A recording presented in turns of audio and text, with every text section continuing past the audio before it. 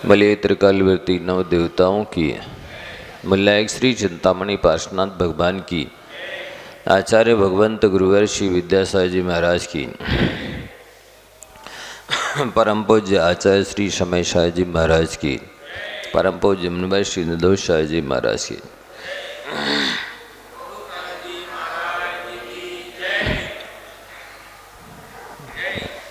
कल ये बताया गया था कि ये जीव स्त्रगाल की पर्याय को किस कर्म के उदय से प्राप्त होता है।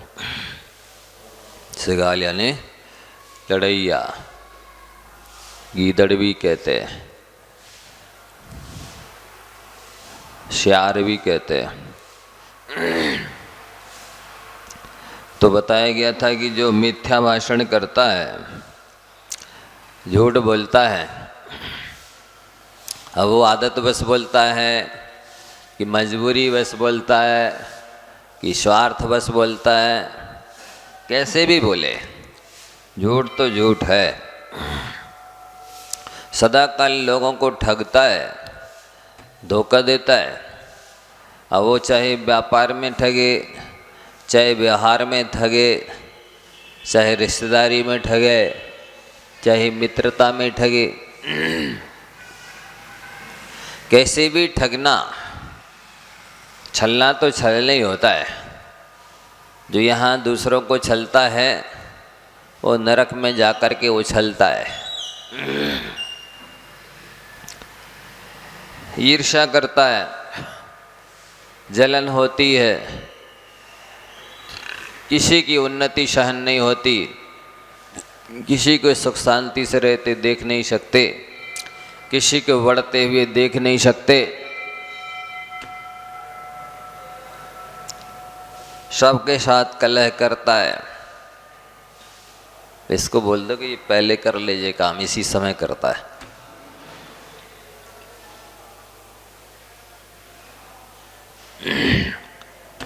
तो ईर्ष्या द्वेष करना, सबके साथ कलह करना, झगड़ा करना, बात बात में झुंझलाना। कई लोगों की आदत होती है वे कलह करके ही बात करते हैं। उसी बात को प्रेम से कहा जा सकता है, उसी बात को आत्मीयता से कह सकते हैं, उसी बात को करुणा से कह सकते हैं। लेकिन वे झुंझला के ही बोलेंगे, व्यंग करके बोलेंगे, कमेंट्स करके बोलेंगे, सामने वाले को तिरस्कृत करते हुए बोलेंगे, सामने वाले की फजीती करते हुए उत्तर देंगे, सामने वाले को नीचा दिखाते हुए बोलेंगे, हर बात में उनकी कमी निकालते ही बात करेंगे। किसी भी चीज़ का दोषारोपण करते हुए ही बात करेंगे। तुम्ही ने तो ऐसा कर दिया, तुम्ही ने तो ऐसा कह दिया, तुम्ही ने तो ऐसा सोचा था, तुम्ही ने तो शुरू किया था। तो इस तरह से ये नहीं सोचते कि ये गलती हमसे भी हो सकती है, इस काम को हम भी कर सकते थे। लेकिन विचार नहीं करते हैं कि इसका परिणाम क्या होगा।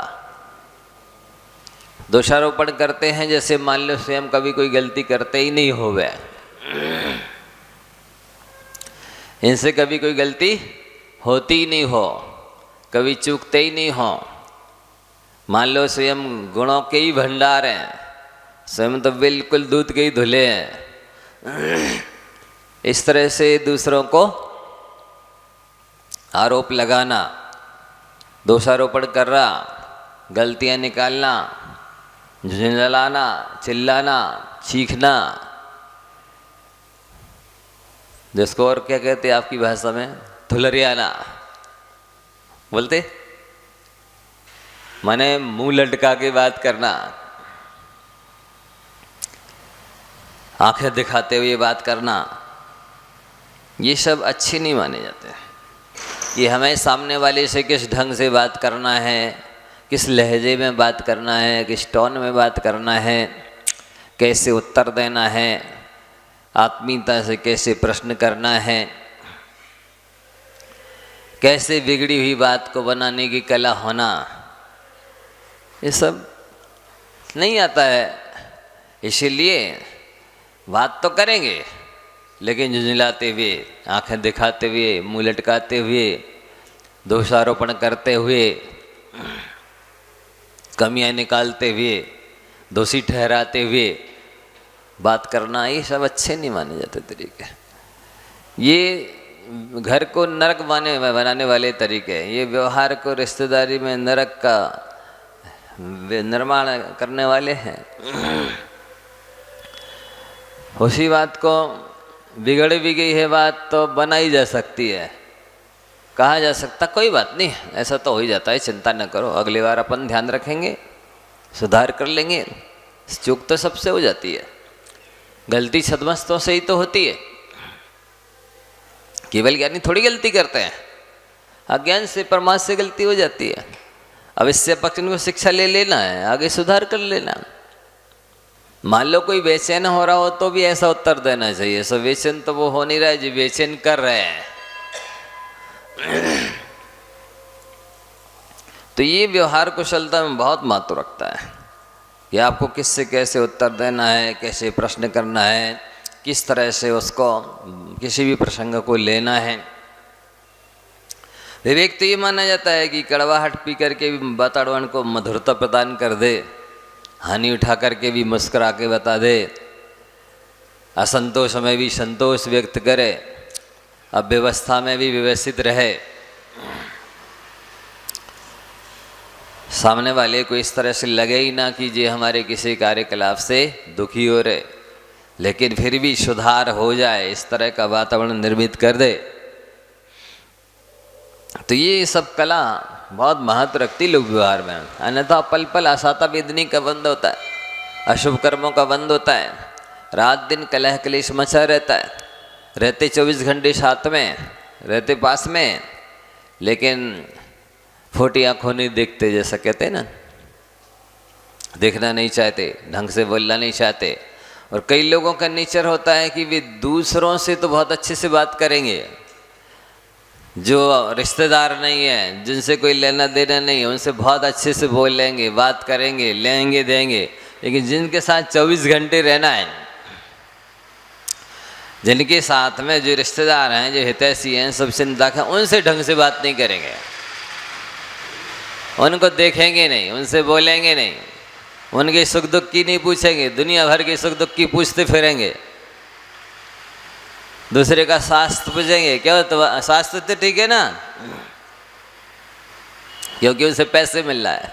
नहीं, मान लो कई लोगों का नेचर ऐसा भी होता है कि पैसे ना भी मिल रहे हों तो भी लोग व्यवहार तो निभाते फिरेंगे, सबका सुख दुख पूछते फिरेंगे, सबके लिए बीमारी व्यथा में सहयोग करते फिरेंगे। लेकिन जो जीवन साथी है, सहपाठी है, साथी है, साथ में रहना उठना बैठना है, उनके सुख दुख की नहीं पूछेंगे, उनको सहयोग ही नहीं देंगे, उनसे ढंग से बात नहीं करेंगे, उनसे ढंग से देखेंगे नहीं, उनका सहयोग नहीं करेंगे, उनका उल्टा और असहयोग करेंगे, ये सब अच्छा नहीं माना जाता। व्यवहार से ही इसी लोक में स्वर्ग जैसा आनंद भी लिया जा सकता है, और एक व्यवहार ऐसा होता है कि इसी लोक में नरक जैसी पीड़ा भोगी जा सकती है। प्रायः देखने सुनने में अनुभव करने में आता है कि वे पति पत्नी है मान लो, तो भी एक दूसरे से ढंग से बात नहीं करेंगे, देखेंगे नहीं, बोलेंगे नहीं, और पड़ोसी से बहुत अच्छे से बोलेंगे, देखेंगे, लेन देन करेंगे, सुख दुख की पूछेंगे, बैठने उठने जाएंगे। तो ये अच्छा नहीं माना जाता। आप जैसा व्यवहार पड़ोसी से कर रहे हो, उससे अच्छा व्यवहार तो अपने आसपास रहने वाले, साथ साथ रहने वाले व्यक्ति से करना चाहिए। मतलब आप व्यवहार तीसरे से कर रहे हैं, इसका मतलब आपको आता तो है, ऐसा नहीं है कि व्यवहार करना नहीं आता। लेकिन ये विवेक नहीं है कि हम इनको प्रेम से, जो दिन भर जिन पर दृष्टि पड़ रही है, दिन भर जो टकरा रहे हैं, मिल रहे जुल रहे हैं, और उनके साथ भाव खराब कर रहे हैं, तो भाव खराब हो जाएगा हमारा अगला। दिन भर देख करके भाव खराब करोगे और तीसरा मिलेगा और आप बहुत अच्छे से बोलेंगे, सास ठीक है, भोजन कर लिया, हाँ कोई परेशानी तो नहीं है, कोई ज़रूरत पड़े तो बुला लेना, हमें बता देना। वाह बहुत परोपकारी है। ऐसा देखने सुनने में आता है, इसलिए मैं कह रहा हूँ ये अच्छा नहीं माना जाता है। क्योंकि उसको जिससे आप अच्छा व्यवहार कर रहे हैं उसको तो कभी कभार मिलना है, कदाचित उसको तो मुस्कुराने मात्र से ही काम चल जाएगा। लेकिन जिनको दिन भर देख रहे हैं, दिन भर टकरा रहे हैं, दिन भर जिनके साथ रह रहे हैं, उनके साथ तो दिन भर आर्त ध्यान, अनिष्ट संयोग नाम का आर्त ध्यान कर रहे हैं। अनिष्ट संयोग आर्त ध्यान हो रहा है तो पाप का बंध हो रहा है पक्के में। तो ये समझदारी होनी चाहिए कि जिसके साथ हम दिन भर टकरा रहे हैं, देख रहे हैं, साथ साथ रह रहे हैं, उनसे अच्छे से बात करनी चाहिए, उनको अच्छे से देखना चाहिए, उनकी सुख दुख की पूछना चाहिए। होता उल्टा है कि दिन भर जिनके साथ रह रहे हैं, पास में रह रहे हैं, टकरा रहे हैं, उनको फोटी आंखों नहीं देंगे, उनके सुख दुख की नहीं पूछेंगे, उनके स्वास्थ्य की नहीं पूछेंगे, उनके लिए सहयोग की आवश्यकता है फिर भी सहयोग नहीं देंगे।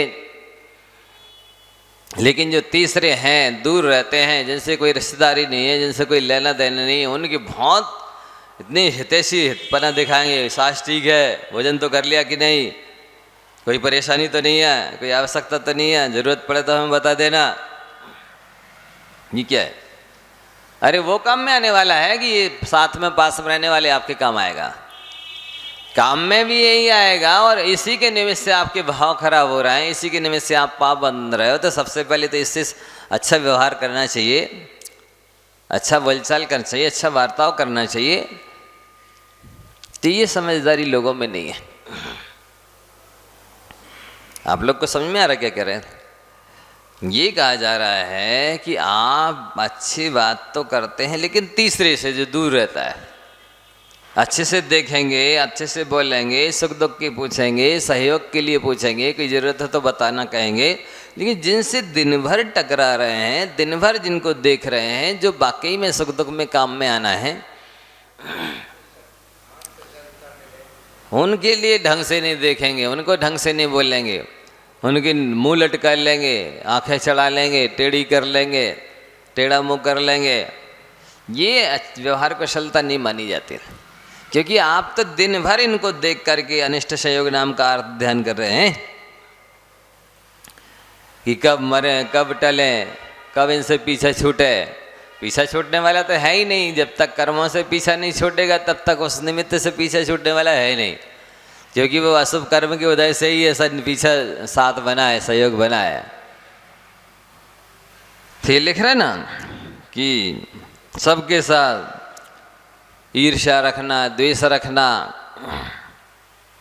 सबके साथ कलह करना, लड़ाई झगड़ा करना, किसी से बनती ही नहीं है, और दान पूजा इत्यादि कार्यों से तो कोई मतलब ही नहीं है। ऐसे लोग मर करके अगले जन्म में स्यार की पर्याय को प्राप्त होते। फिर आगे लिख रहे हैं, किस कर्म के उदय से ये जीव अपने शील और व्रतों को भंग करने वाला होता है। कोई भी नियम लिया पला ही नहीं, कभी भी कोई संयम लिया पलता ही नहीं। तो जो मनुष्य दूसरे के व्रतशील को भंग करा करके प्रसन्न होता है, आज ऐसे पग पग पल पल मिल जाएंगे। आओ चाय पी लो, नाश्ता कर लो, और वही सब अवक्ष खिलाना पिलाना उनको। वैसा हम नहीं लेते तो लोग व्यंग करेंगे, कमेंट्स करेंगे, अरे वही पंचम काल आई तो चलता है, गृहस्थी है, बेहतरता नहीं निभाओगे तो कैसे चलेगा। इस टाइप से कह करके सामने वाले की व्रतों को तोड़ना, नियमों को तोड़ना। तो आप सामने वाले को भ्रष्ट कर रहे हैं, आगे चल करके आपको अनंत काल तक संयम नहीं मिलेगा, व्रत नियम नहीं मिलेंगे। मिल भी जाएंगे तो निर्दोष पाल नहीं पाओगे, भंग हो जाएंगे, टूट जाएंगे नियम। अथवा जिस किसी की निंदा करना, जिस किसी के चरित्र में दोष लगाना, अरे तुमको तो कुछ आता ही नहीं है, अरे तुम्हारे अंदर तो कोई गुण ही नहीं है, इस टाइप से कह करके सामने वाले में कोई गुण है भी तो उसको और ढक दिया। जबकि ये निश्चित है किसी में यदि गुणों की वृद्धि करना है तो जो गुण है उसको ही बड़ा चढ़ा करके बोलो। किसी में चरित्र का विकास करना है तो उसके अंदर जो अच्छाई है उसकी प्रशंसा करो, उसको बड़ा चढ़ा करके बोलो तो उसका चरित्र का विकास होगा, गुणों का विकास होगा। और यदि आप जो है उसी में कमियां निकालेंगे, उसी में दोष निकालेंगे, उसी की हंसी उड़ाएंगे, तब वो तो चला ही जाएगा, दूसरा और नहीं आएगा।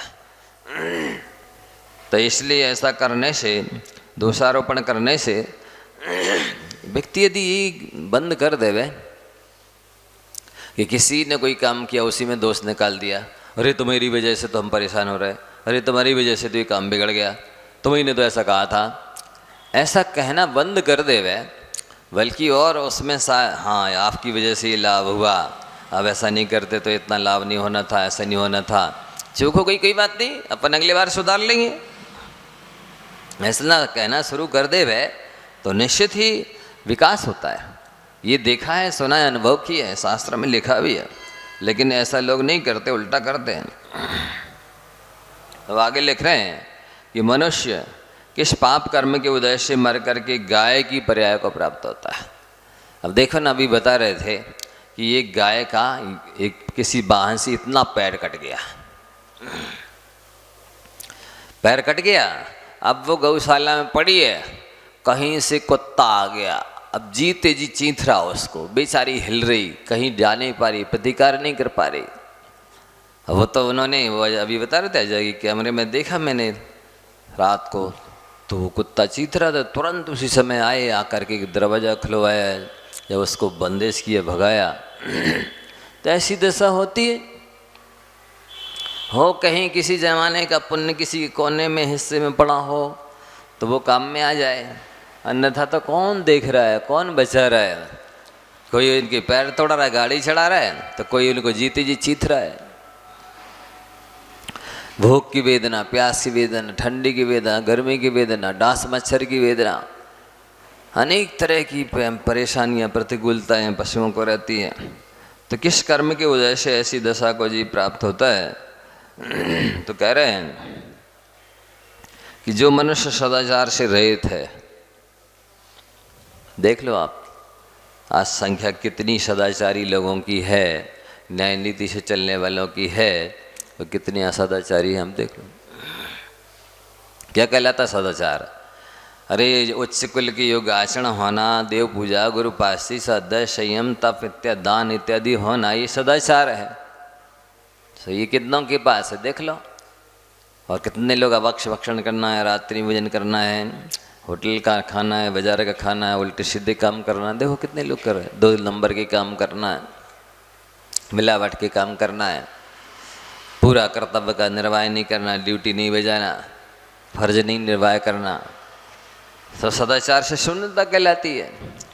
विचार शून्य है, कोई ध्यान ही नहीं है, मैं कौन से कुल में जन्मा हूँ, मेरी कितनी उम्र हो गई है, मुझे इस मनुष्य पर्याय में क्या करना चाहिए, कहाँ से मेरा कल्याण होगा, किससे मेरा भला होगा, किससे मेरा उत्थान होगा, उन्नति होगी, कुछ भी विचार नहीं।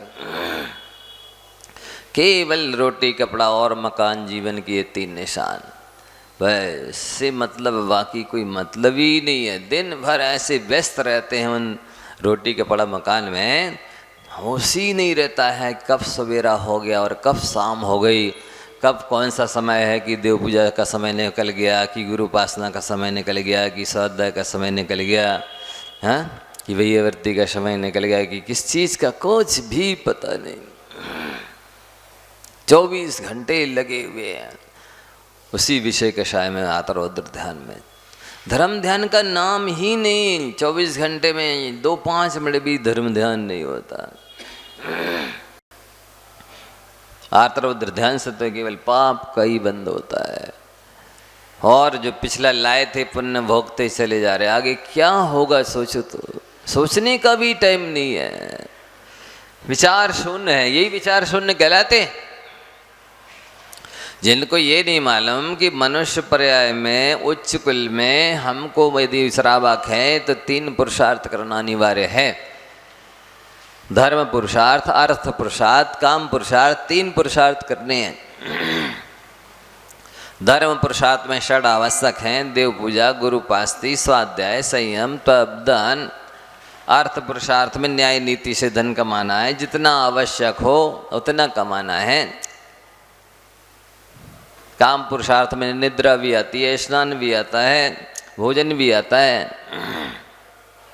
24 घंटे में 8-8 घंटे में ही काम करने, कोई विचार नहीं कितनी उम्र हो गई है, कितना समय हो गया है, कितना पैसा चाहिए, कितना है हमारे पास, आवश्यक है कि नहीं है, कुछ भी ध्यान नहीं। यही विचार शून्य कहलाते हैं।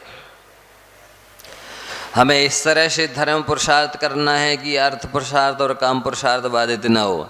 इस तरह से अर्थ पुरुषार्थ करना है कि धर्म पुरुषार्थ और काम पुरुषार्थ बाधित न हो।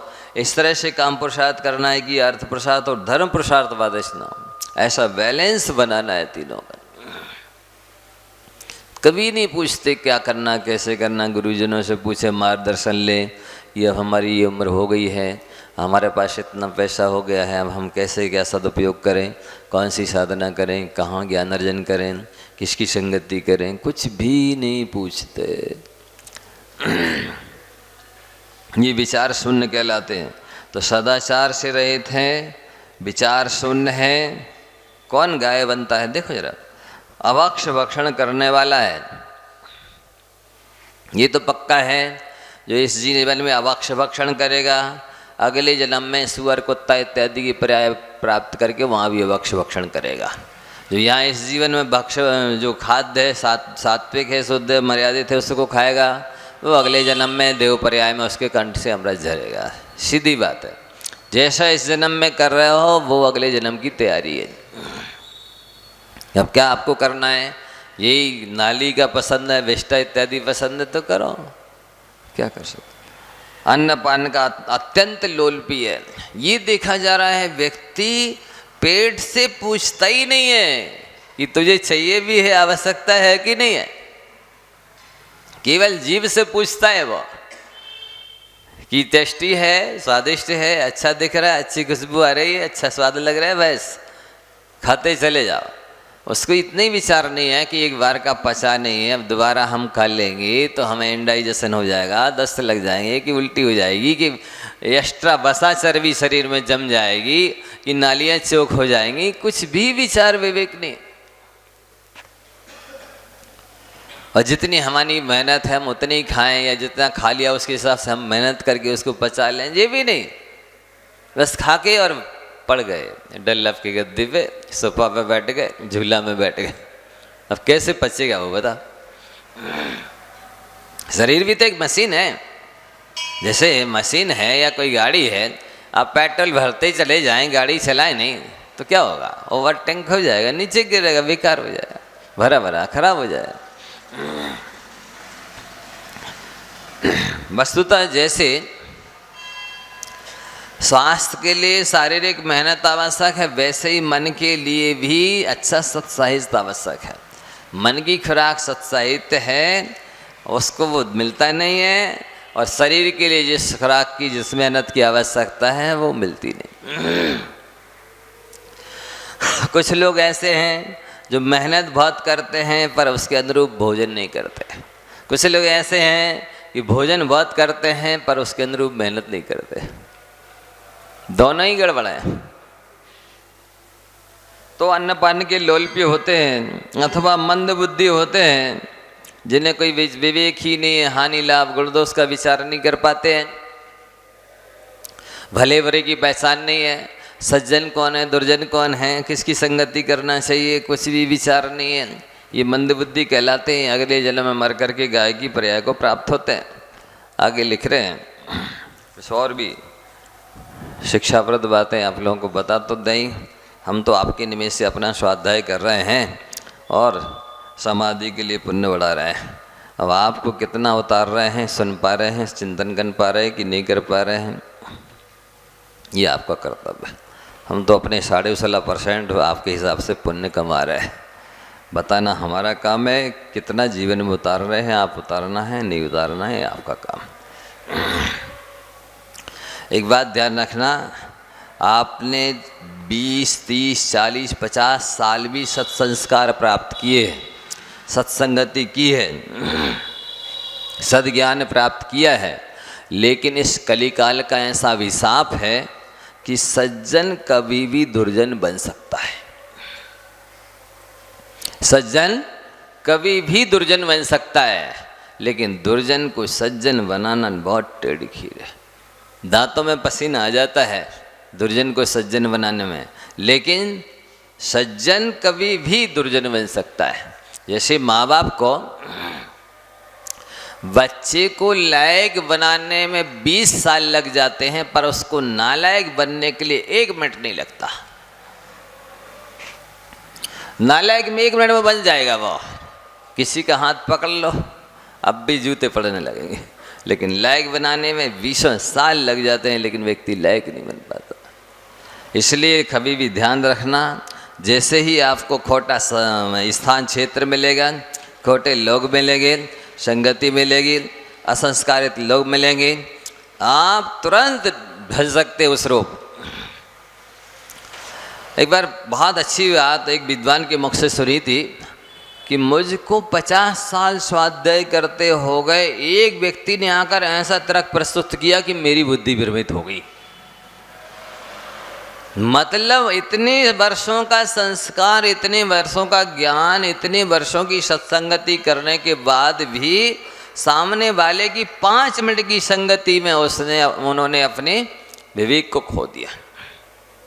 लेकिन वो तो बोले हमने स्वाध्याय किया, विशेष चिंतन मनन किया तो सुधार लिया। अब कोई स्वाध्याय चिंतन मनन करने वाला ना हो तो बहक गया। तो ये अपने को भी सावधान रखने की आवश्यकता है। और आप कभी ये ना कहें नहीं नहीं मेरा बेटा बेटी तो संस्कारित है, धार्मिक है, इसलिए वो नहीं बिगड़ेगा बाहर जा कर के, ऐसा आप कह नहीं सकते। जब वो लिख रहे सज्जन कभी भी दुर्जन बन सकता है, फिर जब उसको वैसे ही परिवेश में रहना है, वैसी लोगों की संगति में रहना है, वैसे लोगों के साथ आचार विचार पालना, खान पान करना है, तो उसको बिगड़ने में कितनी देर लगती है।